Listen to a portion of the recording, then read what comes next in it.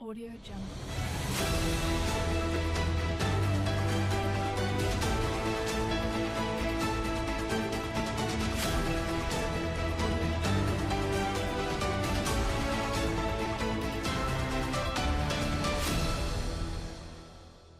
Audio Jungle. Selamat siang pemirsa, jumpa lagi bersama saya Aliza Ramadhani yang kembali hadir untuk menemani Anda semua.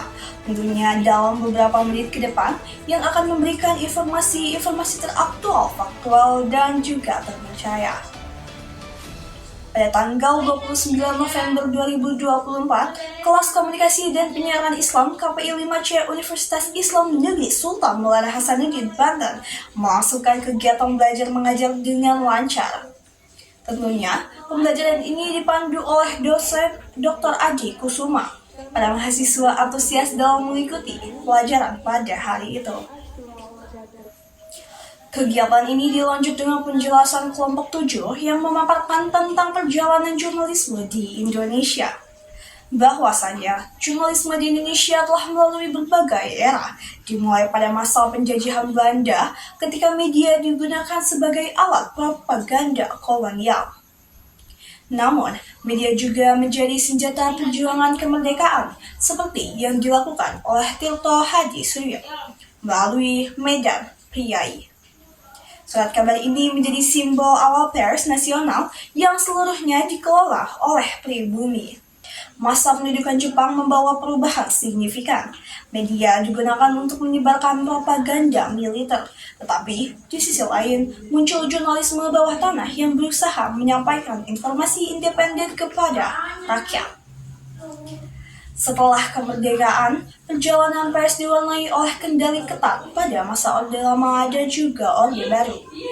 Sensor pemerintah membatasi kebebasan pers dan media seringkali menjadi alat politik penguasa. Namun, era reformasi 1998 menjadi titik balik.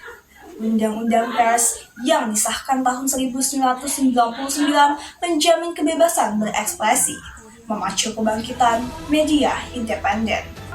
Kini, di era digital, media mengalami transformasi besar. Internet dan media sosial memungkinkan penyebaran informasi secara cepat, tetapi juga menghadirkan tantangan baru seperti disinformasi dan juga hoaks.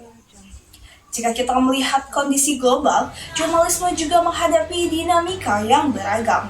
Negara-negara seperti Norwegia, Swedia, dan Finlandia menjadi contoh terbaik dalam menjadi kebebasan pers. Di negara-negara ini, wartawan dapat bekerja tanpa intimidasi dan juga undang-undang melindungi hak-hak mereka untuk mengakses informasi dari publik. Sebaliknya, di negara-negara otoritarian seperti Tiongkok, Rusia, dan juga Iran, kebebasan pers berada di bawah ancaman serius. Pemerintah menggunakan sensor ketat, pengawasan digital, dan bahkan ancaman fisik untuk membungkam suara kritis. Wartawan seringkali dipenjara atau dihilangkan karena berusaha mengungkap fakta. Namun, tantangan terhadap kebebasan pers juga hadir di negara-negara demokratis. Meskipun media dilindungi oleh hukum, ancaman digital seperti disinformasi, polarisasi opini, dan juga tekanan finansial semakin merusak kepercayaan masyarakat terhadap media. Di tengah situasi ini, jurnalisme investigasi menjadi garda terdepan dalam mengungkap fakta tersembunyi. Apa itu jurnalisme investigasi? Jurnalisme investigasi ini adalah bentuk pelaporan yang mendalam dan sistematis yang bertujuan mengungkap kebenaran di balik peristiwa atau isu yang rumit. Jurnalisme investigasi telah menjadi alat penting dalam membongkar kasus yang besar. Di Indonesia, skandal IKTP yang melibatkan kerugian negara hingga 2,3 triliun terungkap berkat laporan investigasi. Di tingkat global, Panama Papers menjadi bukti kekuatan media dalam mengungkap praktik penghindaran pajak oleh elit dunia. Namun, jurnalisme investigasi bukan tanpa risiko.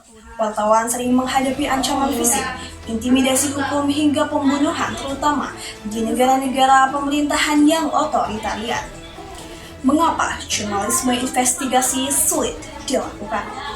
Tantangan terbesarnya adalah risiko keamanan bagi wartawan.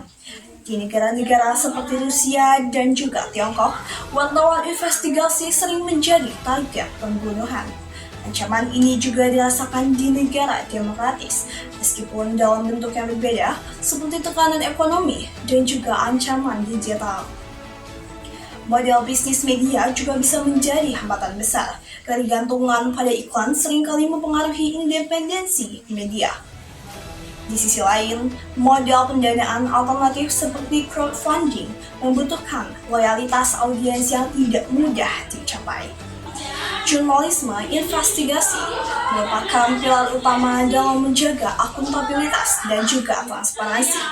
Di tengah tantangan yang semakin kompleks, peran media sebagai penyampai kebenaran semakin tak tergantikan. Ikuti terus Breaking Liza News untuk informasi terkini hanya di Cuma Liza TV. Mari kita terus mendukung kebebasan pers dan menghargai kerja keras wartawan yang berjuang di garis depan demokrasi. Saya Liza Ramadhani serta tim yang bertugas pamit undur diri, selamat malam dan sampai jumpa.